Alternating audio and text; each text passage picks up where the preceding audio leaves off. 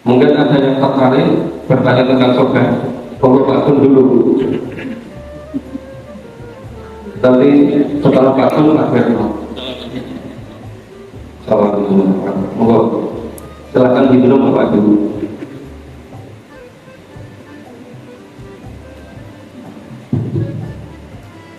Ya sudah tadi di ayat 2 dan ayat 8 merupakan yang pertama adalah ketika di akhirat mereka terlihat adanya tersurat padahal kehidupan dia mereka berpuasa dengan Allah. Ya. Dan juga yang ayat 8 adalah bahwa dia akan berseri-seri ketika di dunia dia seperti dirinya dan sebagainya. Itu kok bisa terjadi macam itu. Yang kedua, dari gambaran ayat tadi dari 8 sampai 16 itu digambarkan kebutuhan manusia seperti kebutuhan di dunia ini. Ada makan, minuman, dan ada tempat tidur. Apakah di akhir itu jasa kita masih dipakai? Nah, kalau dipakai katanya di surga nanti itu pasti ada di Allah bahwa sana pelayan-pelayan adalah seorang bidadari. Padahal istri kita kalau pakai jasa kita mungkin kalau sakit dan bidadari. Mohon bertanya Pak. Oke, yang pertama terkait dengan ada wajah yang murah terhina. Ayat 2. Yang ayat 8 ada wajah yang berseri-seri serta gembira ria. Ya. Ini yang ayat kedua itu gambarkan orang yang ketika hidup di dunia ini memang semaunya sendiri, sudah tidak mau mengikuti tuntunan Allah dan Rasul. Diajak mati orang nggak mau, bahkan memusuhinya gitu. Nah sebaliknya yang ayat 8 itu mereka yakin betul bahwa besok di akhirat itu selama-lamanya, sedangkan di dunia ini sangat sebentar. Ya, kalau 1000 tahun di dunia itu sama dengan 1 hari di akhirat, itu kan berarti dunia ini sangat sebentar dibandingkan dengan akhirat. Makanya bagi orang yang betul-betul paham Quran itu tidak akan pernah hidup ini itu menjual akhirat hanya untuk dunia, Pak. Itu tidak akan terjadi. Jadi orang yang hidup hanya karena duniawi itu orang yang tidak berpegang teguh atau tidak menjadikan Quran sebagai pedoman hidupnya. Dan sedangkan ketika di dunia tadi orang yang wajahnya tertunduk itu mungkin ke dunia bersenang-senang. Kenapa? Karena hidup begini dunia ini nggak perlu, nggak kenal halal haram, mengambil bukan haknya, itu semuanya sendiri-sendiri gitu. Yang penting tidak kena sanksi manusia di dunia ini, nggak percaya pada kehidupan di akhirat. Nah, sedangkan orang yang wajahnya berseri-seri ketika hidup di dunia, yang lain korupsi semua, dia nggak mau korupsi. Yang lain curang, dia tidak mau curang. Yang lain berdagang dengan cara manipulasi, dia jujur apa adanya gitu. Nah, ketika di dunia ya biasa-biasa, tapi mereka yakin dunia kan hanya sangat sebentar. Hidup yang sebenarnya adalah besok di akhirat. Pertanyaan yang kedua, kenapa ada namanya yaumil ba'ats? Dihidupkan kembali semuanya. Namanya dihidupkan itu pasti merasa, iya kan? Dihidupkan. Kan orang yang di neraka itu walanya untuk walanya. Kenapa di neraka itu sampai nggak kuat disiksa, minta mati, tidak boleh mati, karena mati nggak merasakan siksaan. Balayanya tidak pernah menikmati hidup selama-lamanya di neraka gitu. Sedangkan yang di surga, sebetulnya yang digambarkan di surga yang kepada Quran itu sebetulnya sekedar memudahkan kita memahami.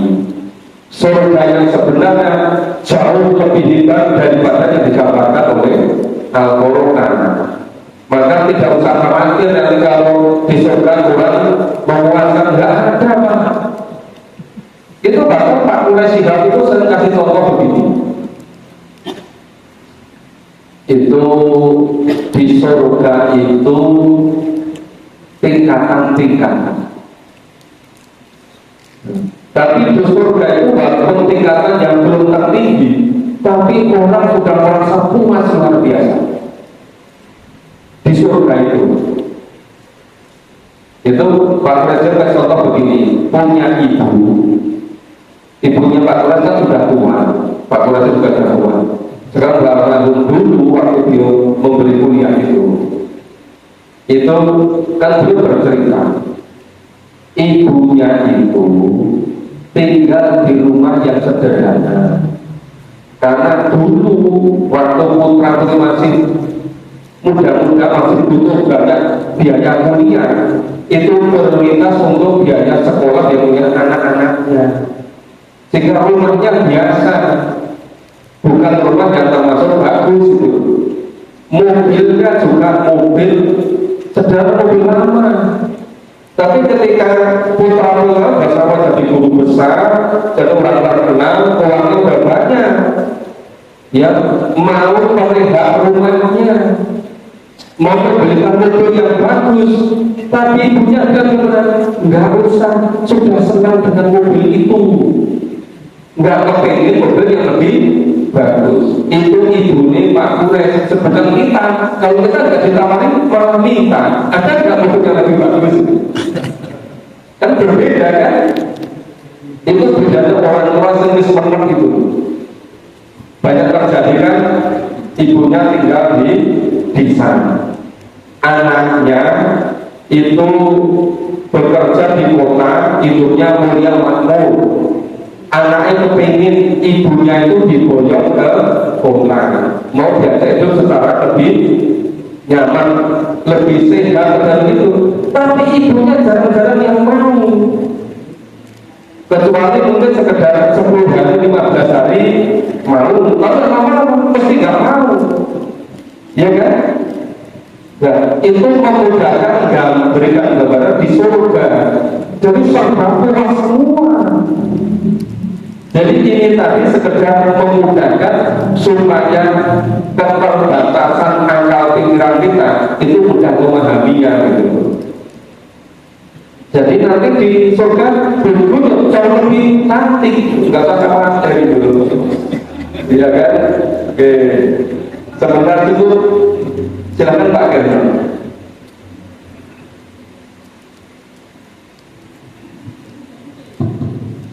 Assalamualaikum warahmatullahi wabarakatuh. Ini masalah mungkin tidak berhubungan dengan tapi sedikit banyak ada kawan-kawan tentang ini Pak, yang lagi ada orang Israel yang memahami Islam. Iya. Apakah sekarang orang-orang Islam yang ada di sekitar Palestina terutama itu sudah tidak ada yang memahami Quran seperti pada zaman Nabi? Sehingga saya melihat berita di sana itu seolah rakyat Palestina atau yang di jalur Gaza itu dibiarkan begitu saja Pak, di bantuan nggak dikasih, masuk bantuan dari negara Islam pun ditolak. Jadi apakah ini suatu bentuk bahwa kemunduran akhlak dari orang Islam itu sudah terjadi di daerah Timur Tengah, dan mereka kan jelas tahu tentang ajaran Qurannya seperti itu. Jadi pertanyaannya itu apakah seperti itu maksudnya orang-orang Islam baik yang di Timur Tengah yang dekat, apalagi yang jauh kan memang agak sulit ya teman-teman itu. Tapi yang di lingkungan sekitar itu kok kelihatannya ya kayak rumah itu. Sebetulnya peristiwa seperti itu bukan hal yang baru. Itu terjadi hampir di seluruh dunia Islam sejak abad ke-16. Ini yang terjadi di Nusantara ini, yang sekarang di Indonesia ini. Coba kita lihat abad 18, 19, 20 awal. Nggak kalah kering dengan yang di sana. Cuma kan nggak begitu diekspor, nggak begitu diekspor. Tapi yang namanya orang mati karena itu nggak kalah banyaknya, Pak. Di Nusantara sampai sekarang ini. Ya, ini yang misalnya umat Islam yang ada di belahan dunia lain, ya udah kalah seriusnya.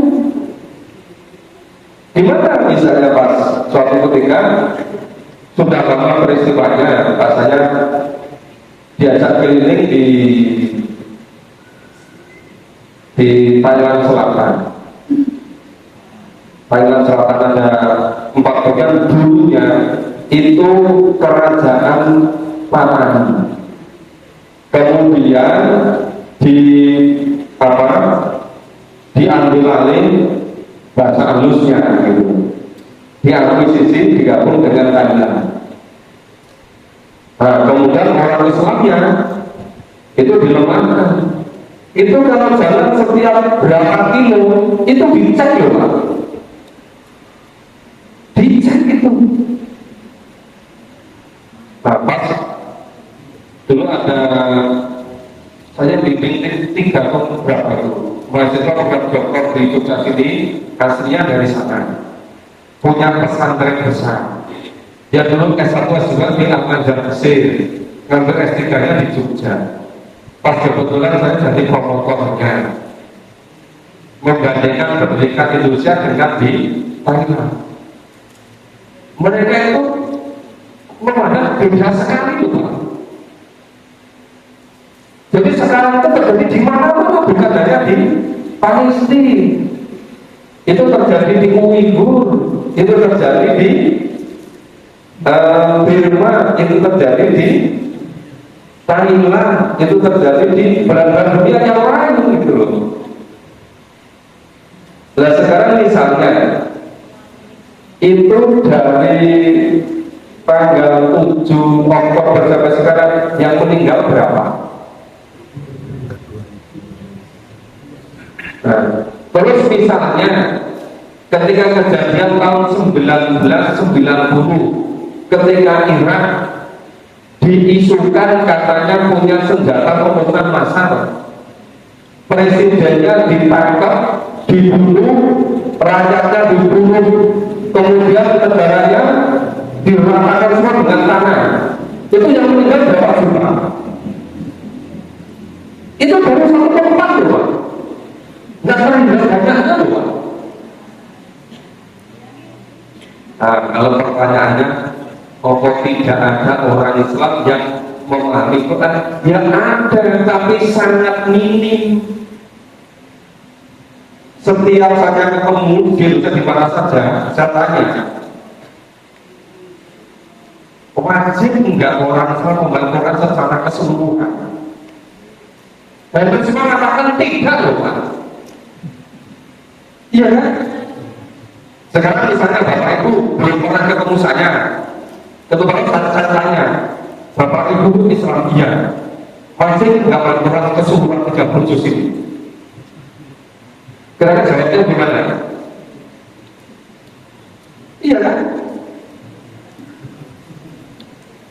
Loh, ini sudah beratus-ratus tahun telah terjadi seperti itu.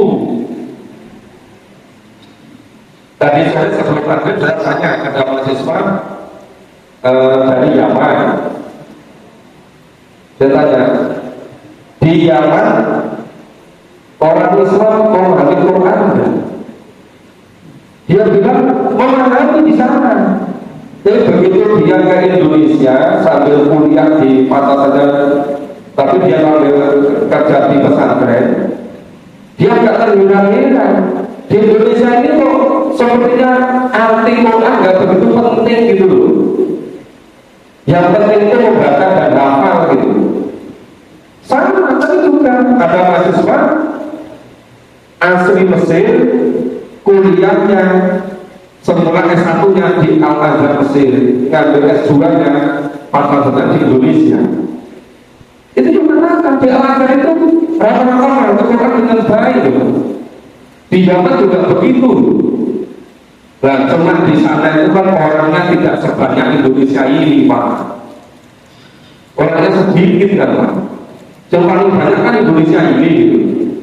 Cuma sayangnya di Indonesia itu seperti nggak merasa maju mengerti Quran secara total, secara keseluruhan. Iya kan? Nah, kalau generasi kita ini mau memulai untuk mata rantai, mau mewajibkan diri kita sendiri masing-masing, entah mungkin perlu waktu 5 tahun, mungkin 7 tahun, Quran, insya Allah akan ada generasi berikutnya yang lebih cepat memahami Al-Quran itu. Tadi juga ada mahasiswa yang kebetulan memimpin pesantren tahfiz Quran. Dia setelah kuliahnya di Bogor, ambil S2 di Padang, di Jogja. Dia pegang pondoknya murid tahfiz. Saya tanya, itu yang kamu pimpin tahfiz itu mahami artinya atau tidak? Tidak. Kenapa tidak? Karena keunggulannya tahfiz bukan mahami Quran. Itu di pesantren loh Pak. Pesantren modern loh. Itu kiainya jadi mahasiswa, tak tanya gitu. Saya bilang, mau nggak itu dari penelitian yang serius, saya dari disertasi, mengapa tidak diwajibkan memahami isi Al-Quran? Kok berhenti Pak kamu hafal gitu loh? Tapi kan setelah ada diskusi, baru mereka tertarik. Oh iya ya selama ini. Kenapa? Kok kamu hafal tidak memahami? Karena pesantren itu melayani masyarakat senangnya menghafal bukan memahami. Loh, coba itu. Oke, sementara itu kita selesaikan dulu ya. Nanti kalau nggak selesai, kok titiknya mati. Oh, sekarang gimana?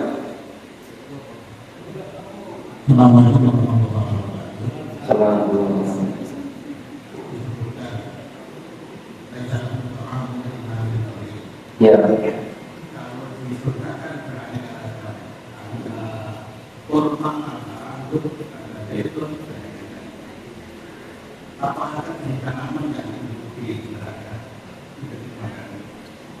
Di surga apa ada tanaman di neraka?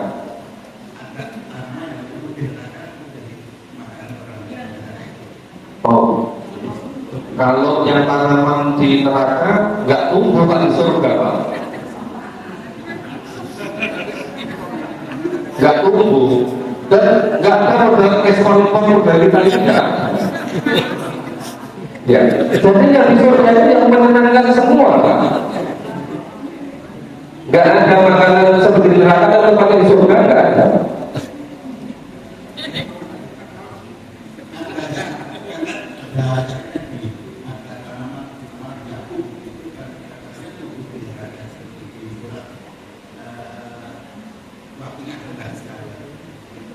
Iya, jadi segala macam tanaman yang tumbuh di neraka itu sebetulnya nggak layak dimakan oleh manusia. Cuma nggak ada yang lain. Karena kalau dimakan tidak bisa mengenyangkan. Airnya kalau diminum tidak bisa menghilangkan rasa haus. Itu gambaran singkat di neraka seperti itu. Ya. Jadi ini gambaran betul-betul kontras antara di surga dengan di neraka. Supaya orang yang main Quran itu betul-betul hati-hati di dunia ini gitu. Sehingga tidak mau sama sekali untuk tinggal di neraka. dan berjuang supaya masuk surga. Seperti itu, Pak.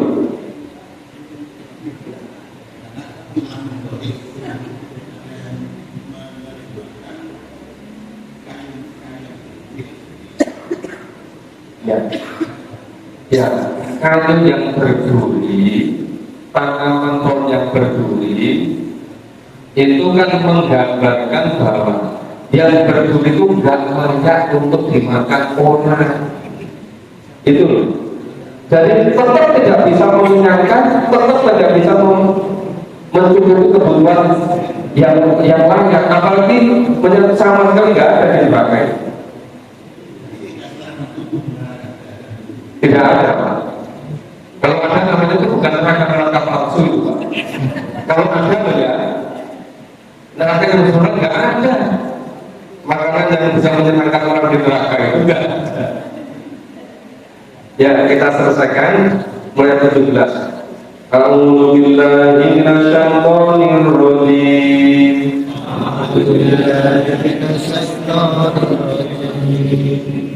Afala yanzuruna ilal ibili kaifa khuliqat Afala yanzuruna ilal ibili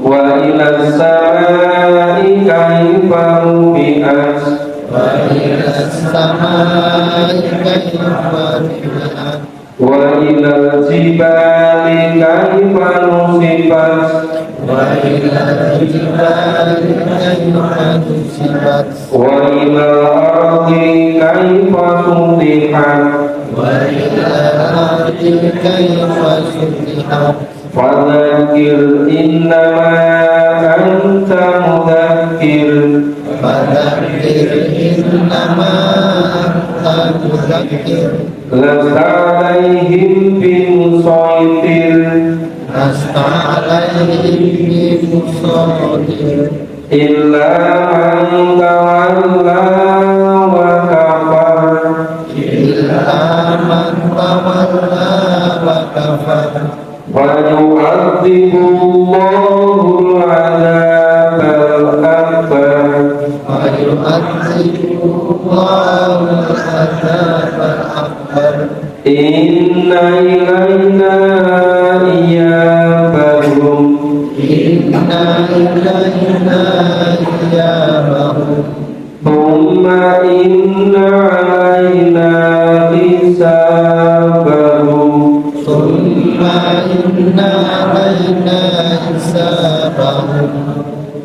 Jadi yang bagian pertama tadi itu gambaran di neraka. Bagian yang kedua gambaran di surga.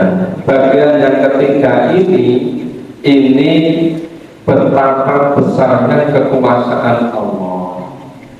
Dikatakan alur kisah dalam Quran itu biasanya di awal itu Allah Maha Kuasa, itu baru nanti di akhir surga neraka atau neraka dan surga ini dibalik. Neraka dulu, surga baru. Kapal yang dulu ilal ibili kaifar kuliko. Maka tidak kamu perhatikan bagaimana unta itu diciptakan. Ini menunjukkan betapa maha kuasanya Allah. Wa ila samai kaifa rufi'at, dan bagaimana langit itu ditinggikan. Wa ila jibali kaifa nusibat, dan bagaimana gunung-gunung itu ditegakkan. Wa ilal ardi kaifa sutihat, dan bagaimana bumi ini dihamparkan. Fadzakir innama anta mudzakir, maka berilah peringatan. Sesungguhnya peringatan itu karena sesungguhnya kamu hanyalah orang yang memberi peringatan. Jadi setelah ini Allah Maha Kuasa begini, berilah peringatan. Ini perintah pada Nabi. Nabi tugasnya memberi peringatan. Lama lagi dimusaitir, kamu bukanlah orang yang berkuasa atas mereka. Udah, yang penting disampaikan saja, biar mereka nanti ini sendiri. Bahwa orang seperti paman Nabi Abu Thalib begitu setiap mengucapkan kalimat syahadat selalu didampingi oleh para tokoh-tokoh pembaca Quraisy, sehingga selalu mengingat sampai meninggal tidak sempat melafalkan kalimat syahadat. Sekarang sudah semakin banyak orang menyatakan apa itu melakukan mundur-mundur terus. Pas waktu kita mau berangkat restoran, ya istighfarnya temennya ternyata ketahuan tetangganya enggak jadi berangkat itu. Yang begitu tuh banyak Pak. Pakai seperti itu. Lama-lama lupa berangkat kemauan lagi malah dikorban. Maka itu pelakar lain bimufaidin. Kamu bukanlah yang berkuasa atas mereka. Ilhaman tamala wa kafar, tetapi orang-orang yang berpaling dan kafir itu, ingkar itu. Fayu'adzibullahu l'adzab, maka Allah akan mengazab dengan azab yang akbar, yang besar. Inna ilaya iya bahu, sesungguhnya kepada Allah lah nanti kembali mereka. Tuma inna alaiya bisa bahu, kemudian sesungguhnya kewajiban kami lah untuk menghisab mereka, bisa baru kalau menugaskan kepada malaikat untuk mencatat dan nanti untuk membagikan kitab catatan seluruh perbuatan manusia itu sesuai dengan apa yang diperbuatnya. Jadi alur di dalam surat Al-Ghasyiyah ini itu hari pembalasan secara dahsyat. Ini yang neraka, ini yang surga, kemudian ini Allah berkuasa, kemudian orang yang dikasih peringatan nggak mau itu nanti masuk neraka, dan sepenuhnya nanti Allah yang menghisab, yang ditugasi para malaikat. Demikian Bapak Ibu, surat Al-Ghasyiyah sudah kita selesaikan pemahaman secara sangat singkat. Insya Allah surat yang akan datang kita lanjutkan surat Al-Fatihah. Demikian, semoga bermanfaat. Mohon maaf kalau ada kurang dan salahnya. Waktu kami kembalikan pada yang betul. Assalamualaikum warahmatullahi wabarakatuh.